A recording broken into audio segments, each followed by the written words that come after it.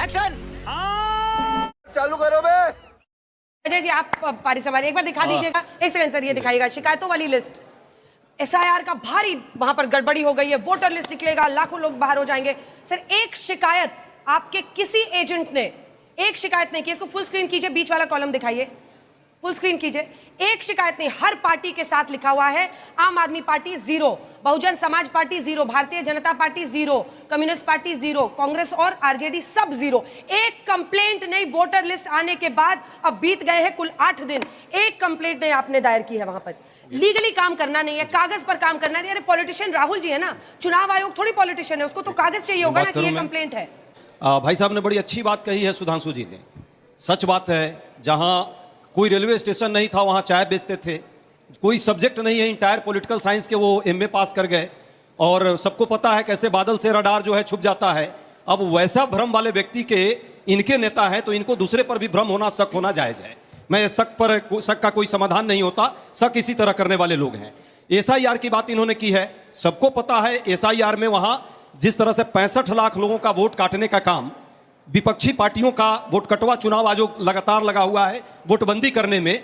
वो एक्चुअली है क्या, चुनाव आयोग से बड़ा साठगांठ है, बड़ा प्रेम है। इसलिए जब भी चुनाव आयोग पर कोई बात हम करेंगे तो भाजपा के लोग आए बाएं साएं टाएं बोलना शुरू कर देंगे और कुछ का कुछ तर्क का कुतर्क देंगे। अरे भाई चुनाव आयोग सबका है, पॉलिटिकल पार्टी भाजपा भी है, उसको भी चुनाव लड़ना है, वो क्यों इतना उसको डिफेंड करने में लग जा रही है। हम ये पूछना चाहते हैं, इस देश के लोग जानना चाहते हैं, चुनाव निष्पक्ष होगा, पारदर्शी होगा तो लोकतंत्र के लिए अच्छा होगा या बुरा होगा। हम तो चाहते हैं कि लोकतंत्र मजबूत हो, इस देश में संविधान से शासन की व्यवस्था जो बनाई गई है वो चले।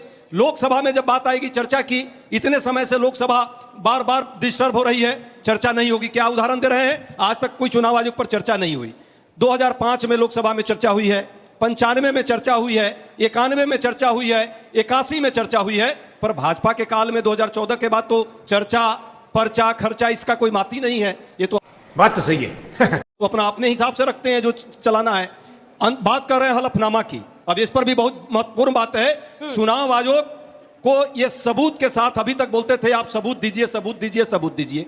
हमारे नेता ने 6 महीना की मेहनत से सबूत लाया, चुनाव आयोग की फर्जीगिरी की पूरी पोल खोल दी सरेआम।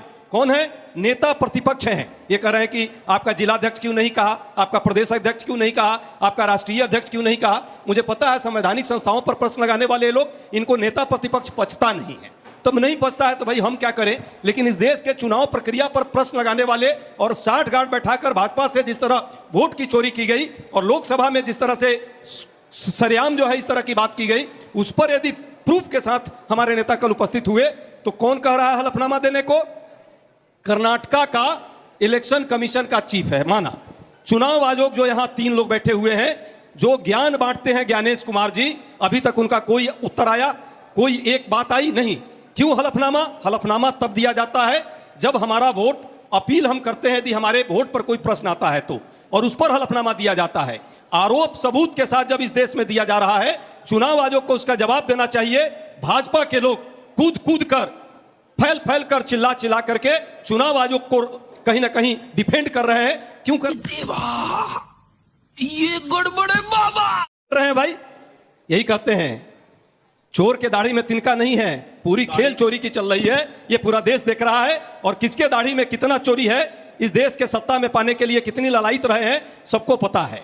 ये हुई ना बात।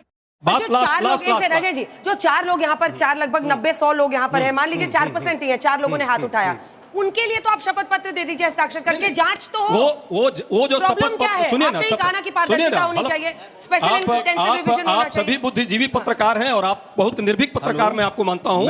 आपको ये प्रश्न पूछना चाहिए, चुनाव आयोग को हलफनामा कौन देता है?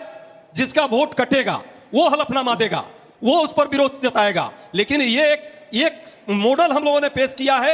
एक विधानसभा में 1 लाख से ज्यादा वोट, 10 सेकंड अमीन साहब तो देंगे ही जवाब। चुनाव आयोग के कोई प्रवक्ता तो यहाँ है नहीं, वो जरूर प्रवक्ता बनेंगे, गवर्नर भी उनको मिल जाएगा। लेकिन जो सच्चाई है, जब इतना बड़ा केस हुआ और इस तरह से लगभग लाखों वोटों की चोरी हुई है, इस पर जवाब चुनाव आयोग को देना चाहिए। चुनाव आयोग को कहता कि जांच कराइए भाई, चुनाव आयोग का, हम तो कहते हैं भाजपा के प्रवक्ता को कहना चाहिए कि इस पर जांच कराइए, वो तो कह रहे हैं सरकार कि को इस पर कहना SIR चाहिए का- कि इस पर अच्छा, जांच करिए, एक और सवाल है यदि गुरुदेव, गलत है तो दूध का थोड़ा दूध सा पानी का सुधांशु पानी जी, एक होगा। और सवाल है। बस लास्ट अच्छा, बिहार एक में आपके बूथ लेवल एजेंट्स एक भी कंप्लेन नहीं कर रहे हैं, सुनिए ना, उसकी क्या ये वजह है? कंप्लेन फिर की- बाद में सुनिए कहिएगा ना, लाखों की चोरी हो गई। अभी कंप्लेन भी होगी। देखिए, अब देखिए दो खेल हो रहा है यहाँ।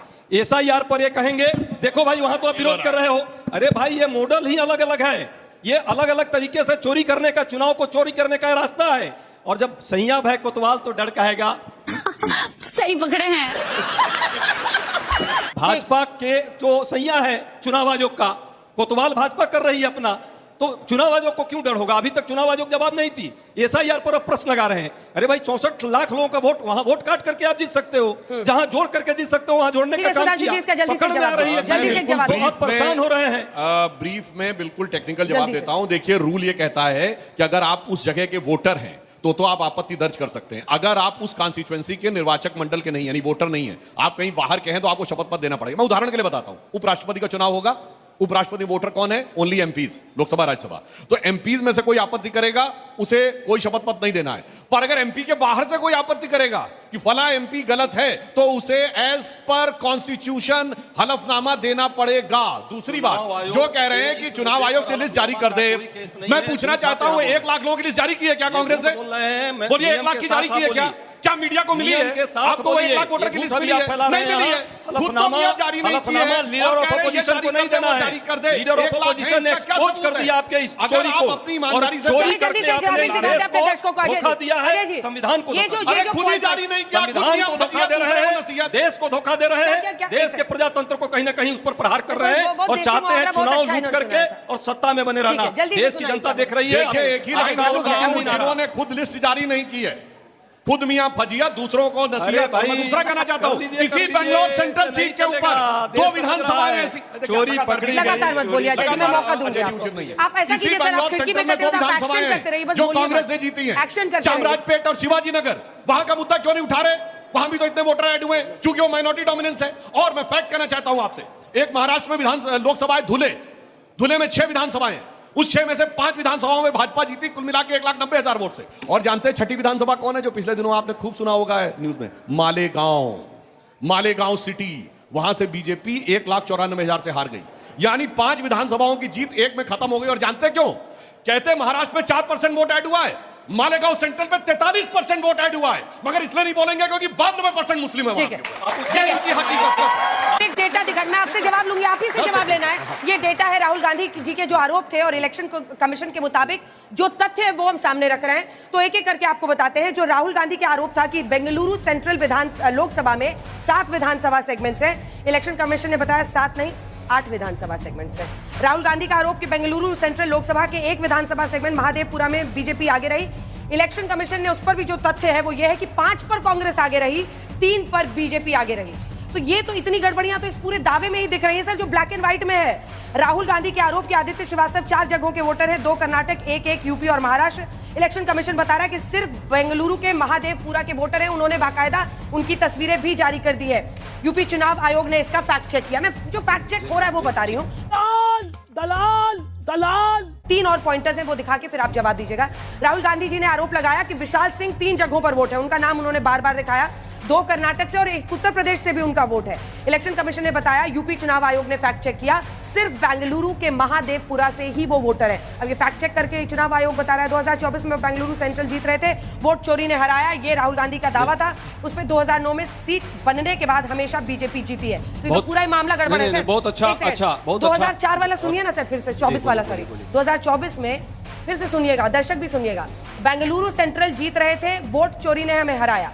बेंगलुरु सेंट्रल का रिकॉर्ड है 2009 में सीट बनने के बाद हमेशा बीजेपी जीती है। और राहुल गांधी के आरोप थे बेंगलुरु सेंट्रल के महादेवपुरा में 1 लाख से अधिक वोट फर्जी। महादेवपुरा का रिकॉर्ड है कि 2008 में अलग विधानसभा बनने के बाद से हमेशा बीजेपी जीती है। अच्छा, हमको सिखा रिया है। वही तर्क है जो भाजपा तर्क दे रही है आजकल। ठीक है, अच्छी बात है, आपको तर्क देना है। राहुल जी का तर्क तो स्पष्ट है। राहुल जी तो 40,000 वोट की बात किया है उन्होंने। आपने जो दिखाया, यदि चुनाव आयोग इसको डिटो के साथ आकर पीसी करे, चुनाव आयोग बताए, इस पर जवाब दे। मालेगांव की बात भाई साहब ने की है। हम तो कहते हैं कि भाजपा भी प्रश्न करे ना इस पर कि यदि मालेगांव में ऐसा दिक्कत हुआ है तो ये क्यों नहीं कर रहे हैं? आपको क्यों इतना प्रेम हो गया है चुनाव आयोग से? इतना प्रेम क्यों है चुनाव आयोग से? यही हम भी प्रश्न कर रहे हैं कि देश के लोकतंत्र की रक्षा का जिम्मेवारी क्या सिर्फ विपक्ष के लोगों का है? पक्ष के लोगों का भी है जो सत्ता में है। न्यायपालिका का है। न्यायपालिका ने जब उदाहरण दिया, सुझाव दिया कि भाई वोटर लिस्ट आप लगाइए, बिहार में आधार कार्ड लगाइए, आप राशन कार्ड लगाइए, आप उसका विरोध कर रहे हैं। क्यों कर रहे हैं भाई? न्यायपालिका के भी सुझाव को चुनाव आयोग नहीं मानेगी, विपक्ष के सुझाव को नहीं मानेगी, आम जनता मतदाता के सुझाव को नहीं मानेगी। सिर्फ किसके सुझाव को मानती है? बीजेपी के सुझाव को। सही पकड़े हैं। इसलिए क्योंकि बीजेपी के साथ चोर चोर मौसेरे भाई का ये संबंध है, ठीक ये है। पूरा देश चलिए, देख रहा है। अरविंद जी, और ये अरविंद कोई भी जी। आर्गुमेंट दे दे, अरविंद जी। जवाब चुनाव आयोग को देना चाहिए। चुनाव आयोग आकर के डंके की चोट पर जवाब दे कि नेता प्रतिपक्ष देश का झूठ बोल रहा है।